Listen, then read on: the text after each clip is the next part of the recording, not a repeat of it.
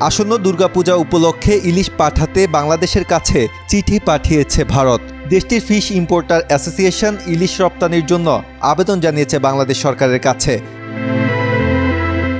মঙ্গলবার ভারতীয় গণমাধ্যম হিন্দুস্তান টাইমস এক প্রতিবেদনে জানায়, বাংলাদেশের সাবেক প্রধানমন্ত্রী শেখ হাসিনার পদত্যাগের পর ভারতে ইলিশ পাঠানোর বিষয়টি অনিশ্চিত হয়ে পড়েছে। ইতিমধ্যেই বাংলাদেশের পক্ষ থেকে এবার ইলিশ দেওয়া হবে না বলে ইঙ্গিতও দেওয়া হয়েছে।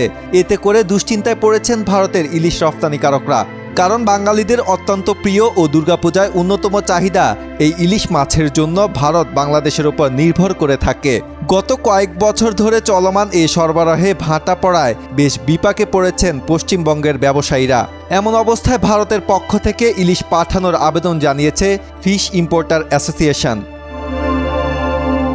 তবে যেহেতু বাংলাদেশের রাজনৈতিক পরিস্থিতির পরিবর্তন ঘটেছে, তাই এবার ইলিশ ভারতে যাবে কিনা এই ব্যাপারেও রয়েছে যথেষ্ট অনিশ্চয়তা। ইতিমধ্যে দুর্গাপূজা উপলক্ষে ভারতে ইলিশ পাঠানোর জন্য বাংলাদেশ সরকারের উপদেষ্টা তৌহিদ হোসেনের কাছে আবেদন করেছে ফিশ ইম্পোর্টার অ্যাসোসিয়েশন। এদিকে পশ্চিমবঙ্গের পাশাপাশি ত্রিপুরা ও আসামেও যায় বাংলাদেশের ইলিশ।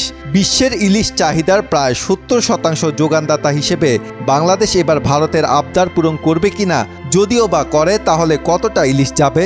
সেই ইলিশের দাম কি মধ্যবিত্তের নাগালের মধ্যে থাকবে? পূজার আগে যাবে নাকি তার দিনেরও কোনো পরিবর্তন হবে? এসব প্রশ্নের উত্তর মেলেনি।